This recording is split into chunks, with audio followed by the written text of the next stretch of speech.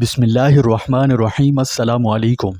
ایک کامیاب شخصیت کے پیچھے کئی سیکرٹس چھپے ہوتے ہیں، سب اپنی جگہ، لیکن سب سے اہم سیکرٹ جو سب سے امپورٹنٹ ہے وہ ٹائم مینجمنٹ ہے۔ اگر آپ خود کو کامیاب لوگوں کی لسٹ میں شامل کرنا چاہتے ہو تو اس کے لیے سب سے پہلا کام یہ کرنا ہے کہ ٹائم مینجمنٹ سیکھو، وقت کی قدر پہچانو۔ وداؤٹ ٹائم مینجمنٹ کے آپ کبھی کامیابی کی منازل طے کر ہی نہیں سکتے۔ وقت ایک عظیم نعمت اور قیمتی سرمایہ ہے۔ اس کی ایک ایک گھڑی اور ہر سیکنڈ اور ہر منٹ اتنا قیمتی ہے کہ ساری دنیا بھی اس کی قیمت ادا نہیں کر سکتی۔ لیکن آج ہم وقت کی کوئی قدر نہیں کرتے کہ یوں ہی فضول باتوں اور لوگوں کاموں میں ضائع کر دیتے ہیں۔ ہم یہ بھول جاتے ہیں کہ وقت کبھی لوٹ کر نہیں آتا۔ جو لمحہ گزر گیا وہ ہمیشہ کے لیے تاریخ کا حصہ بن گیا۔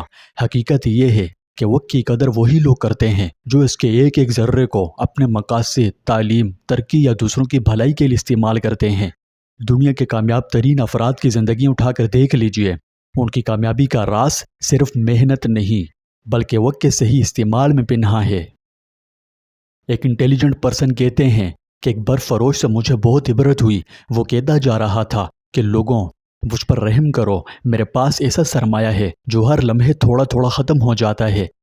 اس طرح ہماری بھی حالت ہے کہ ہر لمحہ برف کی طرح تھوڑی تھوڑی عمر ختم ہوتی جا رہی ہے۔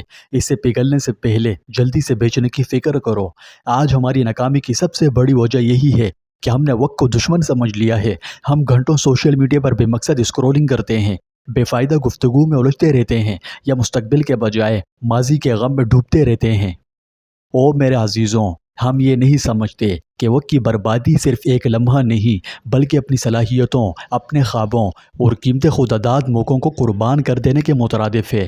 قرآن پاک میں بھی اللہ تعالیٰ فرماتے ہیں، وقت کی قسم، بے شک انسان خسارے میں ہے سوائے ان لوگوں کے جو ایمان لائے اور نیک اعمال کیے اور ایک دوسرے کو حق کی نصیحت اور صبر کرنے کی تلقین کرتے رہے۔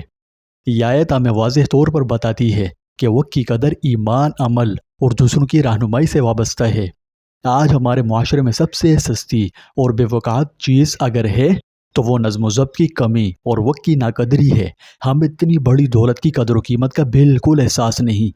یہی وجہ ہے کہ وقت کے لمحات کی قدر نہ کرنے سے منٹوں کا، منٹوں کی قدر نہ کرنے سے گھنٹوں کا، گھنٹوں کی قدر نہ کرنے سے ہفتوں کا، ہفتوں کی قدر نہ کرنے سے مہینوں کا، اور مہینوں کی قدر نہ کرنے سے سالوں اور عمروں کا ضائع کرنا ہمارے لیے بہت آسان بن گیا ہے۔ حقیقت یہ ہے کہ اگر زندگی میں وقت کی قدر نہ کی جائے اور اسے غفلت، سستی اور کاہلی میں گزارتے ہوئے برائی شر کے نظر کر دیا جائے تو پھر مایوسی اور ندامت کا سامنا کرنا پڑے گا، اور یہی تلخ حقیقت ہے۔